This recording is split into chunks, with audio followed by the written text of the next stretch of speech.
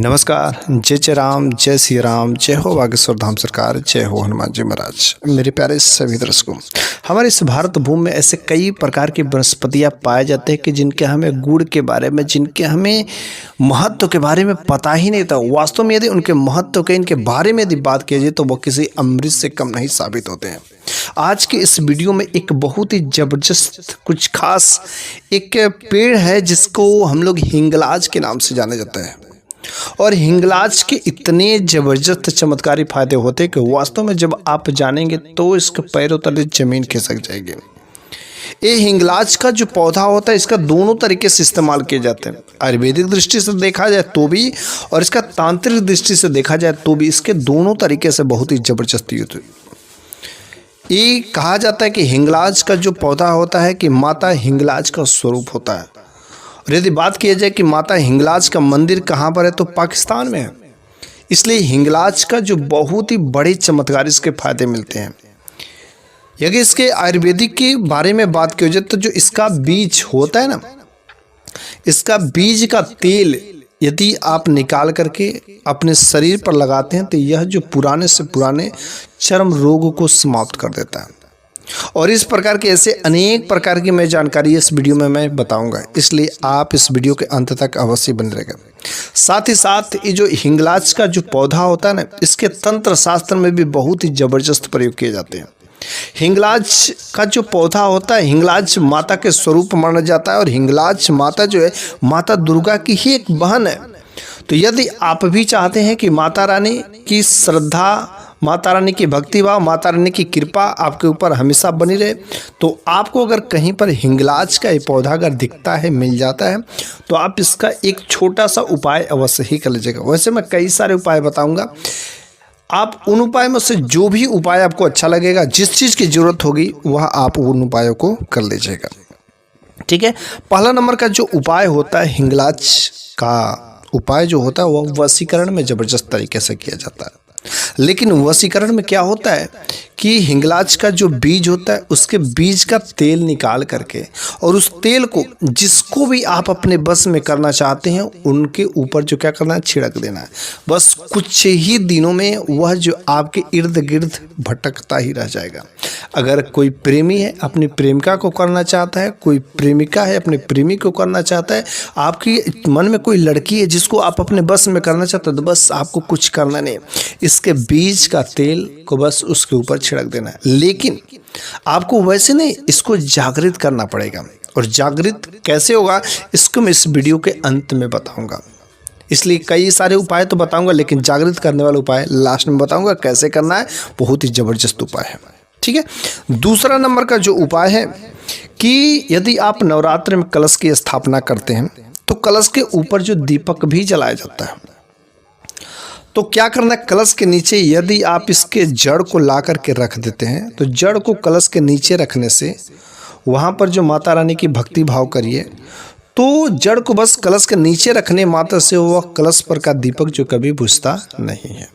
ठीक है। चाहे हवा चलती रहे, चाहे कुछ भी चले, क्योंकि माता हिंगलाज का, माता दुर्गा का उसमें शक्ति आ जाती है जिसकी वजह से वह बुझता ही नहीं है। ठीक है।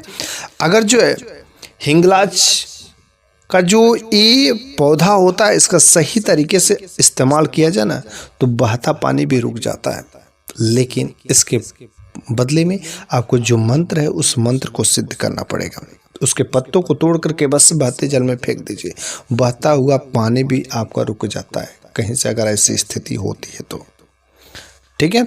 इसके जड़ को यदि आप मुख में डाल लेते हैं, ठीक है, यदि इसके जड़ को आप मुख में डाल लेते हैं और फिर यदि आप आग पर भी चलेंगे ना, तो वह आग आपको जला नहीं सकता। इसके जड़ को मुख में डाल करके आग, अगर कहीं पर आग लगी है तो अग्नि बांधने का भी काम किया जाता है। मेरे यहाँ पर एक बाबा थे कि जो अग्नि को बांधने का काम करते थे, और आज कुछ लोगों को विश्वास ही नहीं होता। और वास्तव में मेरी जो एक बाबा थे वह हमेशा कहते थे कि वह थे और वह अग्नि को बांध देते थे, क्योंकि जब गर्मी के सीजन में गेहूं की जब बुआई चलती तो अक्सर जो आग लग जाते हैं और गेहूं की फसल जो लहलहा के जलना शुरू हो जाती है। ऐसे स्थिति में उनको बुलाया जाता और रोड पर बस वो चल करके कुछ मंत्रों को पढ़ देते थे। यकीन मानो अग्नि जो उसकी हिम्मत नहीं कि वह उस पार चली जाए। ऐसा ज़बरदस्त भी तरीका होता है, लेकिन उसके लिए आपको जागृत करना ही पड़ेगा, जो इस वीडियो को लास्ट में मैं बताऊंगा। ठीक है, आपको क्या करना है कि कोई इच्छा है, कोई मनवांछित फल पाना चाहते हैं माता दुर्गा को, माता हिंगलाज से, तो आप क्या करिए, इसके पत्तों का जो माला बनाइए और शुक्रवार के दिन या सोमवार के दिन माता दुर्गा को यदि आप समर्पित करते हैं, अपनी इच्छाओं को, अपनी मनोकामनाओं को उनसे कहते हैं, तो अवश्य आपकी इच्छाएं जो है पूरी होती है। धन संबंधी, धन की परेशानी है, तो आप क्या करें, इसके जड़ को लाल कपड़ा में बांध करके, ठीक है, जड़ को लाल कपड़ा में बांध करके आपको धन पेटी में, जहाँ पर आपका तिजोरी है, जहाँ पर खजाना है, आप रखिए। पैसा न चाहते हुए पैसे के एक एक ऐसे जो रास्ते, जो कितना भी बहाना बनाया गया कि नहीं आने का, लेकिन तो भी एक एक तरीके से वो पैसा आना शुरू ही हो जाएगा। इसके जड़ का यदि आप माला बना करके, जड़ का माला बना करके आप अपने गले में पहना देते हैं या अपने घर परिवार में किसी को पहना देते हैं, तो भूत प्रेत या कोई नकारात्मक शक्ति आपका कोई बाल बांका भी नहीं कर पाएंगे। इतना ज़बरदस्त ये हिंगलाज का जड़ होता है। ऐसा भी कहा जाता है कि अगर इसके जड़ को कमर में बांध करके, जड़ को कमर में बांध करके यदि आप जल पर चलने की कोशिश करेंगे, तो वह जल में आप कभी नहीं डूलेंगे, बल्कि आप जो है ऊपर ऊपर चलते चलेंगे। ठीक है, तो ऐसा जो है हिंगलाज के बारे में ऐसे शास्त्रों में भी, ऐसे लाल किताब में इसके बारे में वर्णित है। लेकिन इसके लिए आपको एक मंत्र मैं बताता हूँ, बहुत आसान मंत्र है। आपको उस मंत्र को किस तरीके से जागृत करना है, अमावस्या की रात में या कोई खास मुहूर्त में, क्योंकि कोई भी मंत्र और कोई भी जो है तंत्र मंत्र की काम जो अमावस्या की रात कोई ग्रहण लगा होता है, और अभी देखो दिवाली आ रहा है, और दिवाली की रात अमावस्या की रात है, कार्तिक मास की अमावस्या, और उस दिन यदि कोई साधक, कोई श्रद्धालु यदि चाहता है कि माता दुर्गा की असीम कृपा रहे, तो अगर वह हिंगलाज का पौधा को उसे मिल जाता है, तो उसको ले करके यकीन मानिए कि वह इस मंत्र को जागृत कर ले। लेकिन वह मंत्र कौन सा है, ये जानना बहुत ही जरूरी है। बहुत ही सिंपल सा सरल है, क्योंकि माता हिंगलाज जो है माता दुर्गा की ही स्वरूप होती है। तो माता दुर्गा का ही ये मंत्र है, ओम दुम दुर्गाए नमः। ठीक है, ओम दुम दुर्गाए नमः। आपको इस मंत्र को, आपको जहां पर 3 नदियों के धारे मिलते हो उस जगह पर जाना है और वहां पर बैठना है, और ओम दुम दुर्गाए नमः से आपको चारों तरफ अपनी तरफ एक घेरा बना लेना है, और फिर उसके अंदर बैठ जाना। एक दीपक जला करके उस दीपक को ऊपर से ढक देना है, ताकि बुझे बस नहीं, नीचे से हवा जानी चाहिए। और वहाँ पर आपको बैठ करके आंख बंद करके ओम दुम दुर्गाए नमः, और जो हिंगलाज का एक पौधा है, जो जड़ है, जो बीज है, जिसको भी आप सिद्ध करना चाहते हैं, आप जो उसको ले करके हाथों में सिद्ध करिएगा, और 1001 बार यदि आप इसे पढ़ देते हैं, वहां पर जब आप इस मंत्रों को पढ़ेंगे ना, तो आपके अगल बगल काफ़ी ऐसी नकारात्मक शक्तियाँ, भूत प्रेत, उस एरिया के जितने भी होंगे, वह आपको अलग अलग रूप पकड़ के डरवाने की कोशिश करेंगे, डराने की कोशिश करेंगे, ताकि आप डर जाए।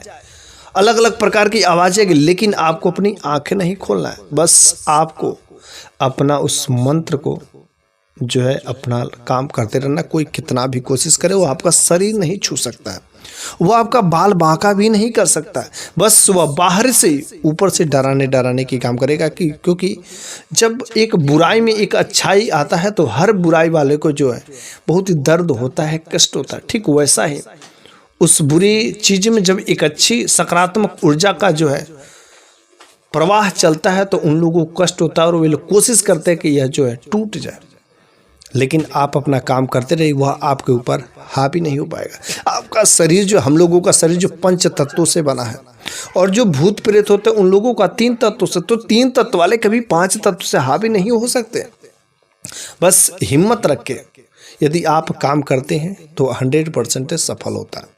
अब देखिए, मैं जो बता रहा हूँ ये तो उपाय ठीक है। कुछ लोग ऐसा कमेंट बॉक्स में कहते कि क्या आपने किया कि नहीं किया।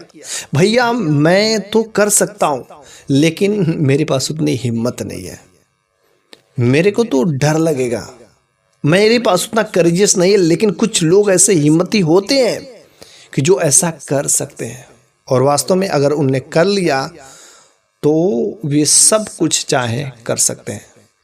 भूत प्रेत पिशाच किसी को भी बस उनके छूते ही वो ना दो गायब हो जाएंगे।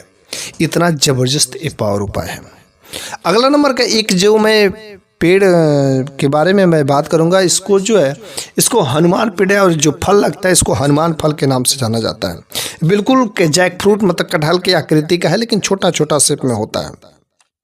ठीक है, आपको भी ये हनुमान फल जो है बहुत ही ज़बरदस्त इसका उपाय होता है। ऐसा माना जाता है कि हनुमान जी की कृपा इसमें लगी रहती है, तो आप इसका भी उपाय कर सकते हैं। ये हनुमान फल को ला करके इसका बंधन लगा करके यदि आप पीपल के पेड़ में चढ़ाते हैं और हनुमान जी से प्रार्थना करते हैं, वहाँ पर भगवान विष्णु से प्रार्थना करते हैं, तो क्या होता है कि बहुत ही प्रसन्न होते हैं। ठीक है, और यदि आप कर्ज मुक्ति से कर्ज में परेशान हैं तो आप जो मंगलवार के दिन इसको हनुमान फल को 11 की संख्या में लेकर के आपको जो है हनुमान जी के मंदिर में चढ़ा देते हैं, तो आपको क्या करना है कि अचानक धन की आने की संभावनाएं मिलती है।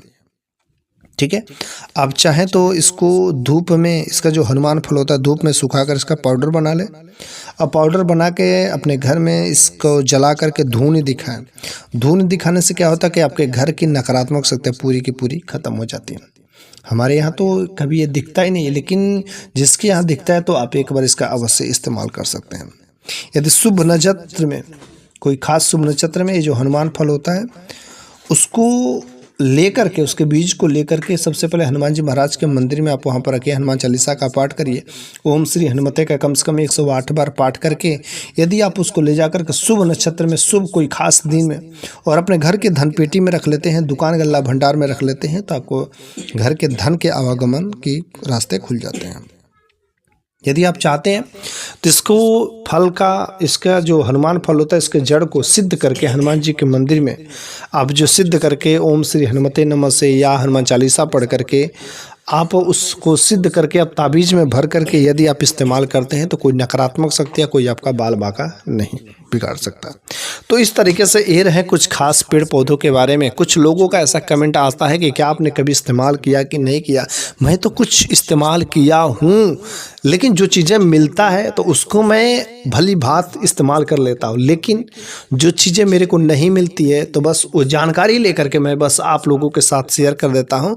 तो मैं ये कोशिश करता हूँ कि मेरे इस वीडियो बनाने के माध्यम से किसी एक ने भी अगर इस्तेमाल कर लिया और उसकी जीवन लीला अगर सफल हो गई तो वास्तव में मेरा जो इस वीडियो बनाने का मकसद सफल हो जाता है। तो इस वीडियो बनाने के मकसद से मैंने जो कुछ भी आपको ज्ञान की बातें बताई और मुझे पूरा विश्वास है कि ऐसी बातें आपके लिए यूनिक है, अच्छी लगी होगी, तो आप कमेंट बॉक्स में अपनी राय दीजिएगा, वरना जय जय राम जय श्री राम जरूर लिखिएगा।